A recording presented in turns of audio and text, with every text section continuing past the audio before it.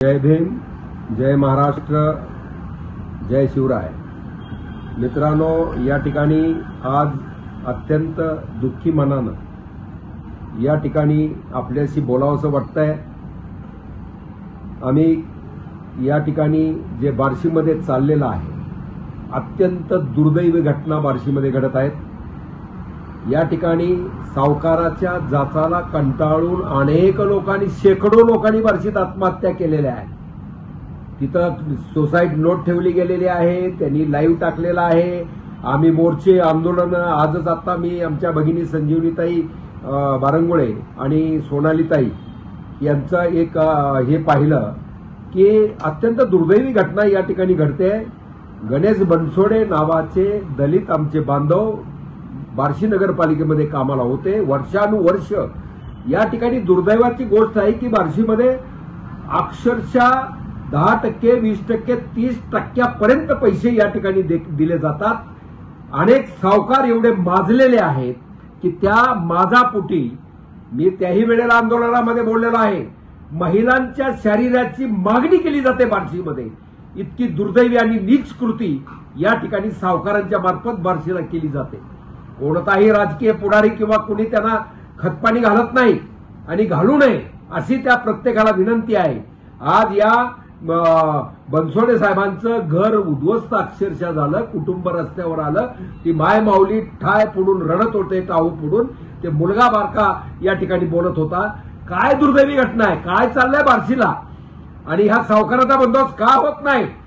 आज मी पोलिसांचं अभिनंदन करतो. या दुःखद घटनेमध्ये सुद्धा तात्काळ गुन्हा 7 लोकांवरती दाखल केला. 4 सुसाईड नोट म्हणजे मृत्यूपूर्व जबाब आहे. पुरावा ऍक्ट कलम 32 प्रमाणे तो ग्राह्य आहे. कोर्टामध्ये शिक्षा झाल्याशिवाय राहत नाही. जामीन सुद्धा यांचा होता कामा नये.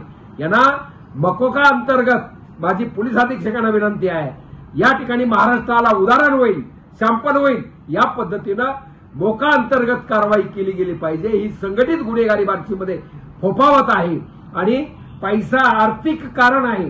जे सिम्पटम्स त्या मोका लावायला लागतात ते यामध्ये आहे. दहशत आहे, मारहाण करणं, 5-5, 6-6 दिवस अमकं एवढ्या दहशतीखाली कुटुंब ठेवणं, रात्री अपरात्री घरी जाणं, महिला भगिनीला असं हे बोलणं.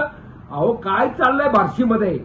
या ठिकाणी या गुन्ह्याला मोका लावा साहेब, आणि मोका अंतर्गत कारवाई केल्यानंतर महाराष्ट्रामध्ये या अवैध सावकाराचे धाबेदार आणतील. त्याचप्रमाणे या ठिकाणी डीडीआर साहेब, तुम्ही काय करताय? तुमचा एआर या ठिकाणी मार्केट कमिटी किंवा कुठं असेल, एआर काय करतो? कारण तुमच्या मार्फतीनं सावकारीचे लायसन्स दिले जातात, परंतु जे लायसन्स होल्डर यामध्ये काय आहेत, कोण आहेत माहित नाही. फार विचित्र परिस्थिती पैशाची आहे. अत्यंत घाणेरड्या पद्धतीने या ठिकाणी वसुलीला एजंट नेमले जातात, महिला भगिनीला नेमलं जातं. त्यात कोण आरोपी आहेत हे सुद्धा मी वाचलेलं नाही. तो कुणी असो, या ठिकाणी समाजाचा हा कॅन्सर आहे आणि हा लागलेला कॅन्सर या ठिकाणी आपण त्याचं ऑपरेशन केल्याशिवाय, आणि पोलिसाला ऑपरेशन करावं लागतंय, आणि त्या दृष्टिकोनातून केलं पाहिजे. मी अधिक दुसरं आव्हान करणार आहे की बार्शीमध्ये एखादं सामाजिक, सगळे आज आमच्या संजीवनीताई एकट्या भारतात दिसतंय आपल्याला. एकट्या म्हणजे लढाऊ वृत्ती आहे.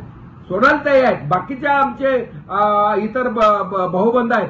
या ठिकाणी आपल्याला राजकारण विरहित एखादी सामाजिक संघटना, भगवंत ब्रिगेड किंवा कुठलं तरी काढलं पाहिजे, ज्यामध्ये बार्शीमध्ये प्रत्येक टपरी पानाची नाही, मटक्याशिवाय तिथं काही चालतच नाही. अरे सीओ साहेब, त्याला पॉकलन जीसीबीनं कराच चुरा जाग्यावरती. अनेक संसार उद्ध्वस्त झाले.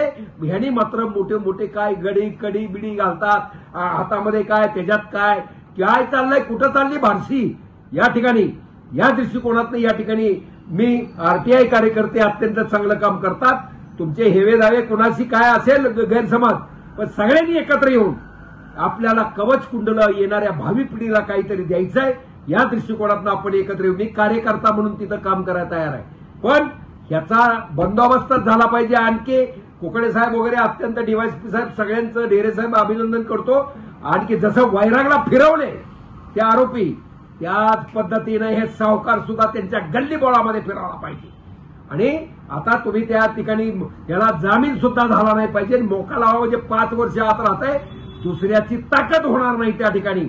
हे करायची. आणि त्याचप्रमाणे हे जे रस्त्यावरती आडवाआडवी गाडी फायनान्स कंपनीच्या नावानं दहशत चाललेली आहे, पोलिसांना विनंती आहे नागडे करून मारा रस्त्यावर. त्याला काय अधिकार आहे तिथं गाडी अडवायचा? हे कुठलाही कोर्टानं अधिकार फायनान्स कंपनीला दिलेला नाही आहे. आणि त्या दृष्टिकोनातनं इथं गुन्हेगाराला त्या ठिकाणी नेमलं जातंय.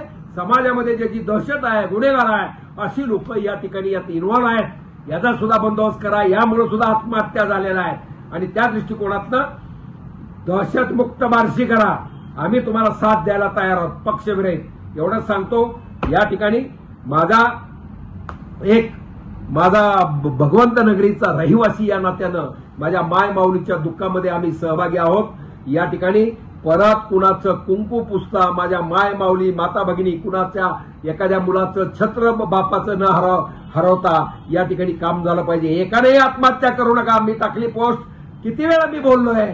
काय तुम्हाला न येऊन सांगायला काय? मीच नाही, माझ्यासारखे अनेक रुस्तुमे हिंद पडलेत. आम्ही छोटे कार्यकर्ते आहोत. आमच्या संजीवनी ताईला सांगा, आयला नाही जर त्याचे कपडे उतरवले त्या भाडकाऊचे, तर मला स्वतःला खात्री आहे माझ्या बहिणीपेक्षा जास्त माया त्यांच्यावर आम्ही करतो. त्या सोनालीताई किंवा बाकीचं त्यांचं म्हणजे काय म्हणतात, कुणाशी काय तुमचे तत्व ही असतील, पण या ठिकाणी आता आम्ही थांबणार नाही. त्या टपऱ्या बिपऱ्या सुद्धा जाळून पेटून टाका. सीओ साहेब, तहसीलदार साहेब, काय कशा करता? कुठल्या नेत्यांनी मध्ये पडू नये. काही कारण नाही मध्ये पडायचं.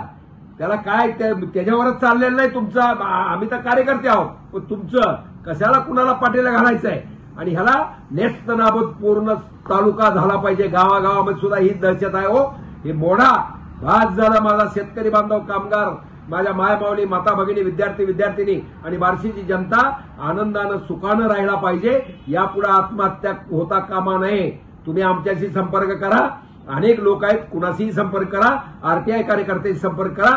पोलीस सक्षम आहेत या गोष्टीला. आणि त्या दृष्टिकोनातून या ठिकाणी ह्या गुन्हेगारी हे मोडून काढा, सावकारी मोडून काढा.